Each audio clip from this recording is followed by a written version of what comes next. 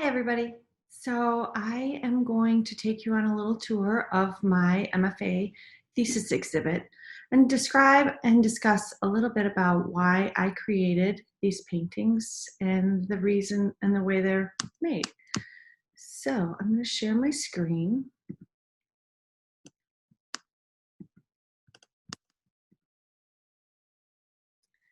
And here we have the first room in the online exhibit.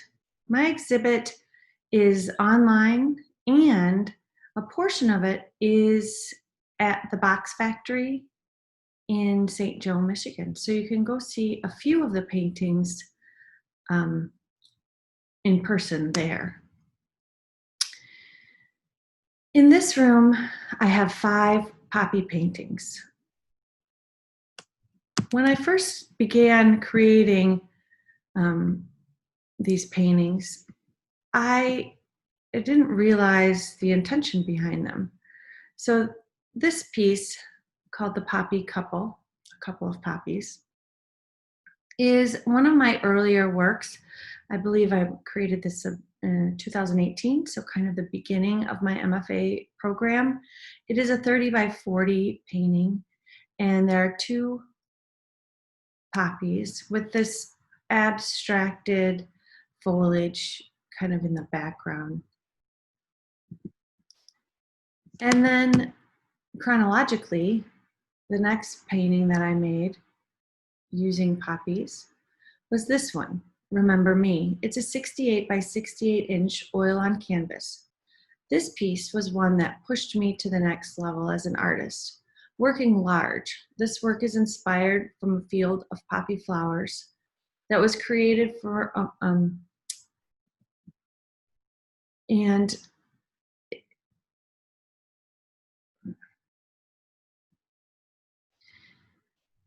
it is important in this area primarily because of the way it's so large. It was made in 2019. Underneath this, the image of the poppy painting, are a few unsuccessful paintings that I tried. One was a big black and white image, and then there was another landscape behind it. And I wasn't happy with either of those paintings. And when I came across this kind of image, and I wanted it to be really large, and was playing around with composition. So you can see the focal point is this poppy in the middle, and then everything kind of moves, your eye moves throughout the painting with these different diagonals and kind of some dynamic symmetry that's going on here. The next poppy painting that I created was kind of a smaller version of the large piece and playing around with different scale.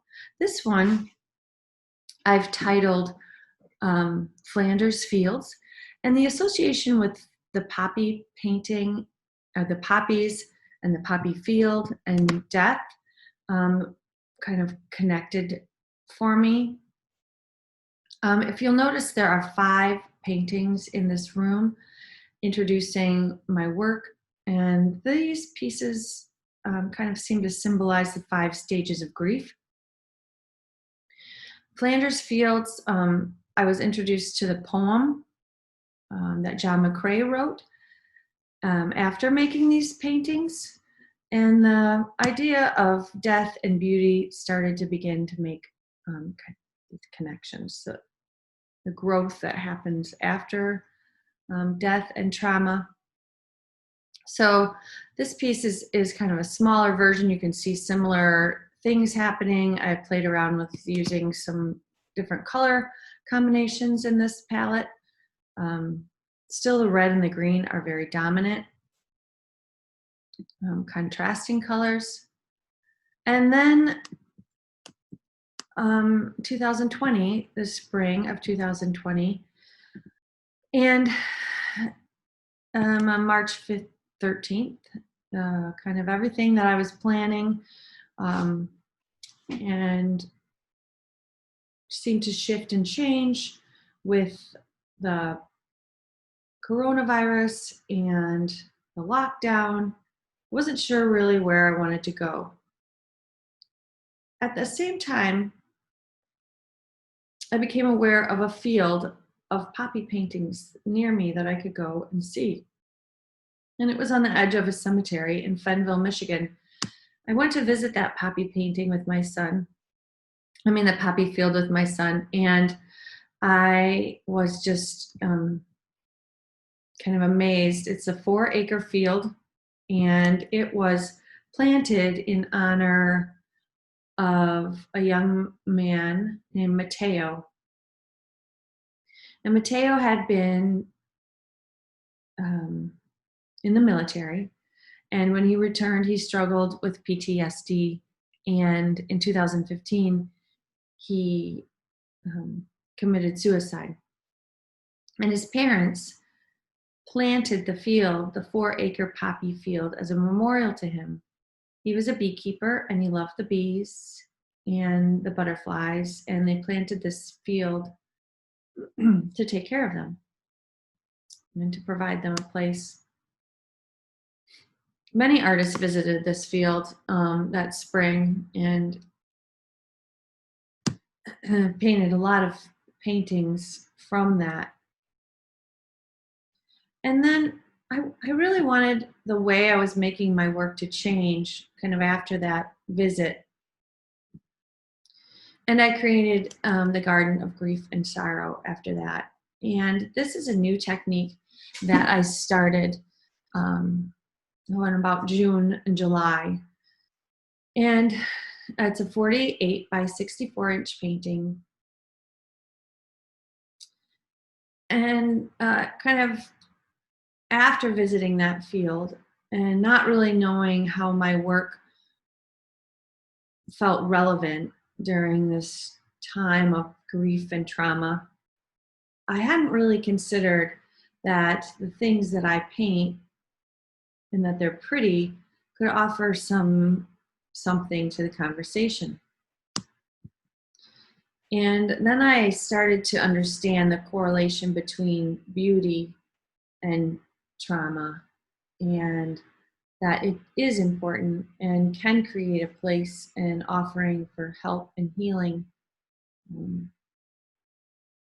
from these kinds of traumas and isolation that I think the pandemic and the global kind of unrest that's happening could have. So with new vigor, I created this painting. It's created by pouring dye onto the canvas and then letting that dye kind of soak into the raw canvas. And it tips, and I tip the canvas and turn the canvas and let the dye kind of run wherever it's going to run. To me, that symbolizes those things in our life that we don't have control over. And then after that dye dries and settles, I added in kind of a grid format. So taking all that craziness and applying some order in it. So I started painting these kind of within the dye. For some reason, it created these grids, and when it was tipped and turned. And so starting to order that chaos, underneath there's kind of a pattern that creates a balance. And then I added a layer of gold oil pen to create the floral field that you see, and then painted within that space with oil paint on the top. All those other layers are kind of sealed in a clear gesso before the oil paint's added. So that is kind of this wall. You'll notice there's wallpaper. During this pandemic, I created fabric from my painting, and the wallpaper on the wall was created using Flanders Fields painting as the base for the design. And so it's just kind of repeated, and and the wallpaper kind of was inspired William Morris and the work that they did in the early arts and crafts period. And these two quotes kind of are significant to me. I do not want art for a few any more than education for a few or freedom for a few. And I felt that that quote really resonated with our time as well as it did with his over 100 years ago. And have nothing in your house you do not know to be beautiful or useful or believed to be beautiful.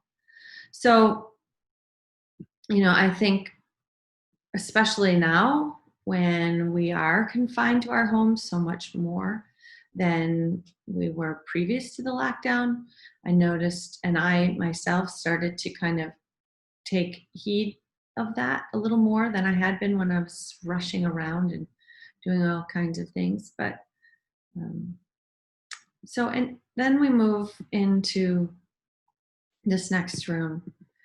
And in here, maybe, see if I can move. In here, I have my artist statement. And then these two paintings are black and white, and just that they're kind of like connection paintings. And they make me, I decided to make the two black and white kind of as a commentary. It's not all black and white, and we are all connected. After the poppy paintings, I kind of continued to play around with this technique using these layers. And when I'm stressed and anxious, sitting on a plane, I doodle. And out of these doodles, I just draw these like circles that are all connected. And I reflected back through my sketchbook this summer, and I decided to use those doodles. That anxiety was pretty high, and create these connection pieces.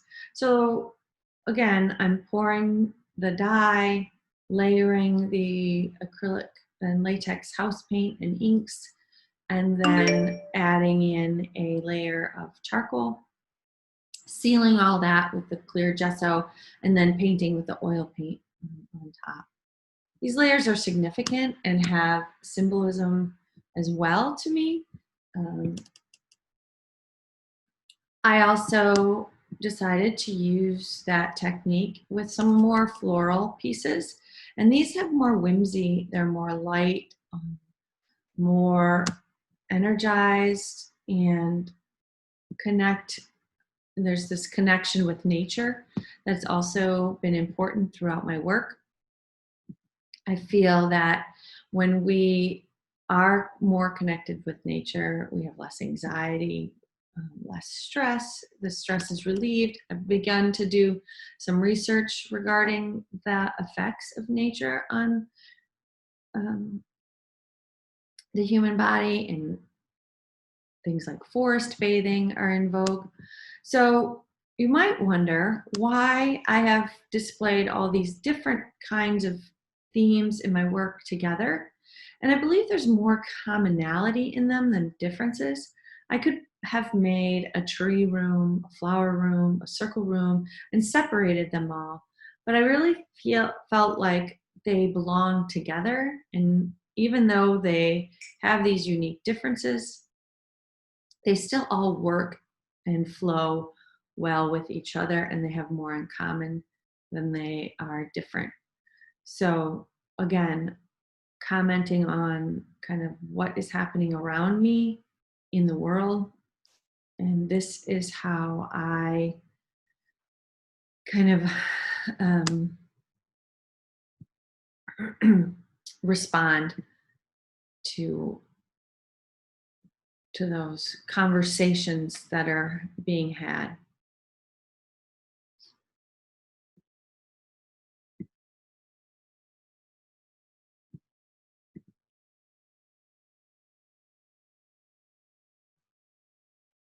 There's another story behind the grass paintings, and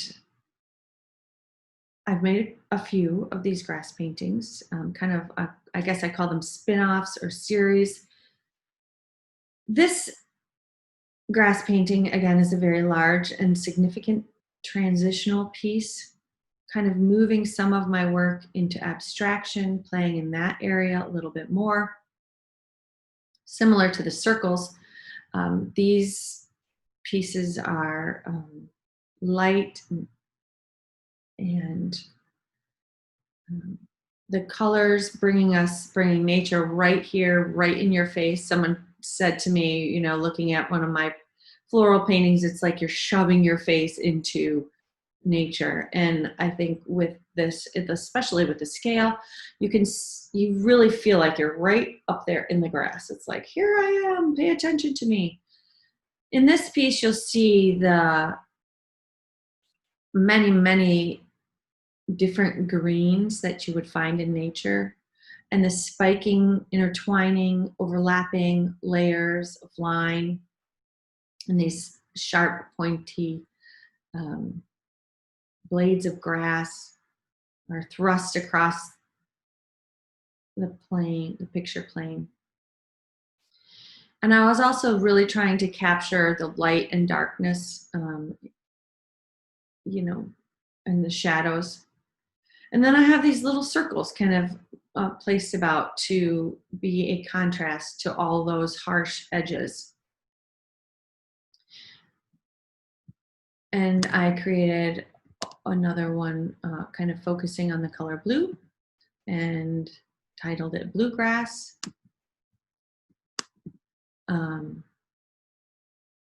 Playing around with different hues there. And again, you'll see throughout this exhibit the two different methods of painting. So this, Things Are Looking Up, is a painting of a tree. And I've always been attracted to trees, and the fractal lights, the way the light was reflected through the branches and through the leaves. I did this piece this summer after going to a yoga class and laying on the grass outside, because you couldn't do yoga inside during the lockdown, so we were all socially distant, and laying in the grass in the middle of the city looking up at the tree. I just snapped a picture and decided that would be the subject of one of my paintings. I kind of had this yearning to create a painting looking up. And you can see how there's this diagonal thrust, and everything's kind of filling up the picture plane. There's definitely more depth in that than, say, the grass painting. I did include a couple of pieces from the beginning of my MFA program. So this piece is a 48 by 48 oil-on panel that I created in 2018. These pieces, I made a series of 48 paintings that year because I was turning 48. And I remember reading somewhere that in order to make a good painting, you need to make a lot of them. So I wasn't sure what a lot meant. Like, what is that? I think up until that point, I was maybe painting, 15 to 20 paintings a year. So this was an extreme stretch for me to make 48 paintings in one calendar year. I ended up making closer to 52 that year, but to have a goal that felt significant and substantial was important at that point. And I feel like it was a huge jumping off moment for me as to what painting did for me and why was I doing it.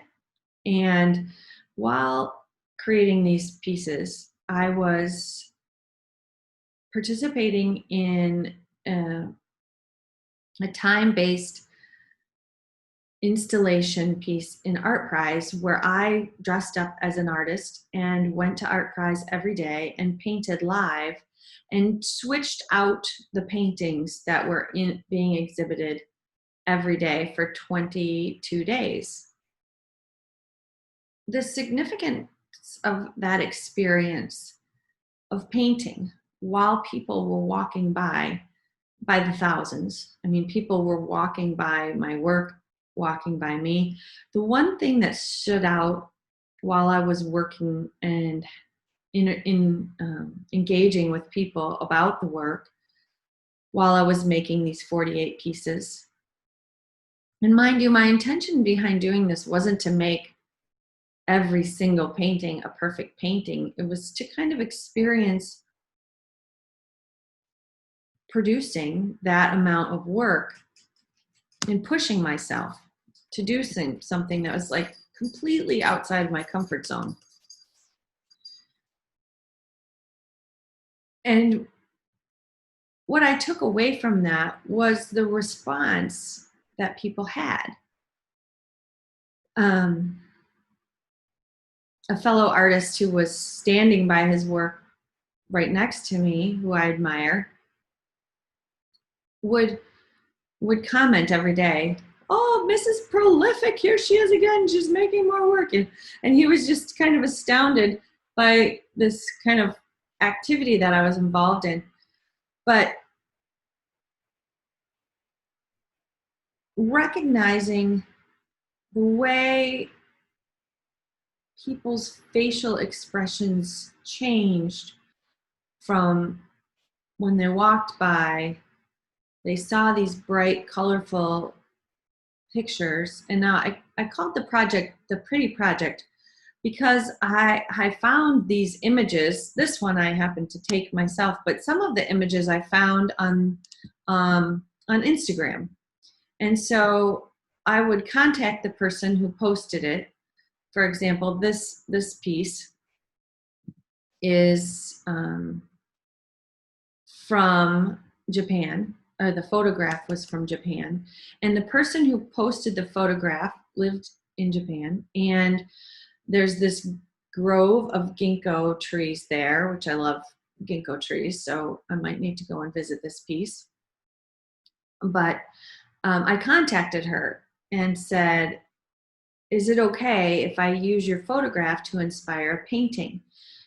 I think it is very beautiful." And they responded back, "Yes, that would be fine." And so the whole exercise of finding the images was also part of the growth experience and connecting to people through social media in a positive way, kind of all over the world. So this was one of my favorite pieces from that exhibit that I felt turned out the most successful out of the 48. And so I've included it in this exhibit as well. I explored this path, and I call these my path paintings, kind of the walk in the woods. And this one takes us, kind of takes us into the woods, and the trail is evaporates into the forest, and we don't really know what's beyond that. We only know what these first few steps in front of us are. And I think it's significant in that we have to take this trust, and that our direction that we go is kind of open, and we have to be open to where it can lead us, but we have to take the first step. So these path paintings, I've included a few of them in my thesis exhibit. This was the first time I tried using this dye coupled with the oil paintings that I'd been doing, the outlining these simple kind of flat shapes, but with the layers of oil underneath. And so this is called an experimental path because I was experimenting with this new layered media technique. Weary of well-doing and the wilted, these are wilted daisies. Sometimes I use photographs that other people have taken as kind of the jumping off. Sometimes I use photographs I've taken. This painting came from a photograph that my friend Bob Walma took and posted it on Facebook. And I said, hey, Bob, can I use that? I always ask, can I use that painting or that photograph as an inspiration for a painting? And these wilted daisies, they just made me feel kind of captured exactly the way I was feeling this summer, like what is going to happen in this world.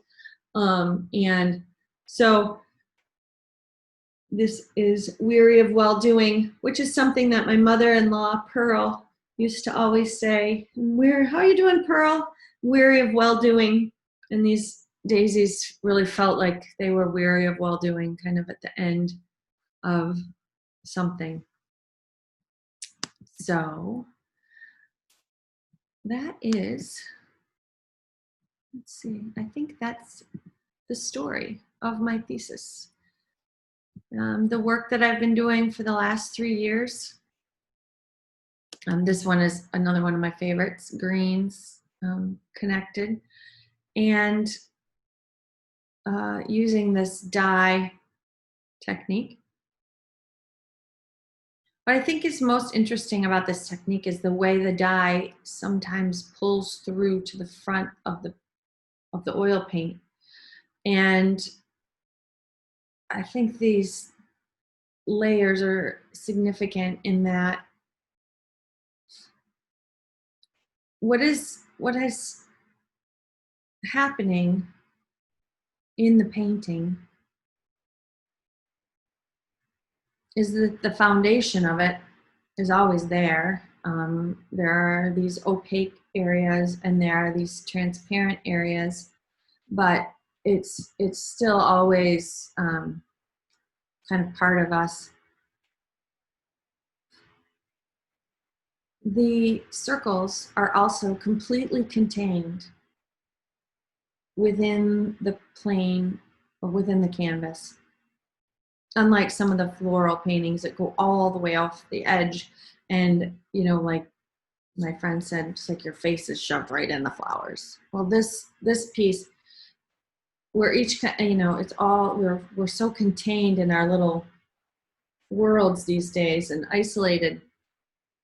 And I think these paintings specifically capture that feeling and that essence, but also they're hopeful and that we are still all connected. The things that we do matter to other people. Those around us are affected by what we do. The virus has proved that. It's also proved that we don't have, it doesn't matter if you're rich or poor. It affects everyone equally. It's kind of young and old. It can all have an impact on your life. But we can't stop living either.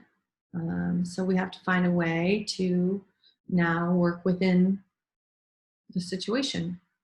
So my work, though, on the surface doesn't necessarily look like maybe it's informed by what's happening around us, but it most definitely is, and will continue to change as the world changes and as things happen in the world. Yeah, so I just wanted to take you on a little tour and show you a few of the pieces. Feel free to take yourself around. I will be updating it, the exhibit, and adding, and I will be adding a little audio tour that'll go around as well. So anyway, thanks, take care, and hope you have a beautiful day.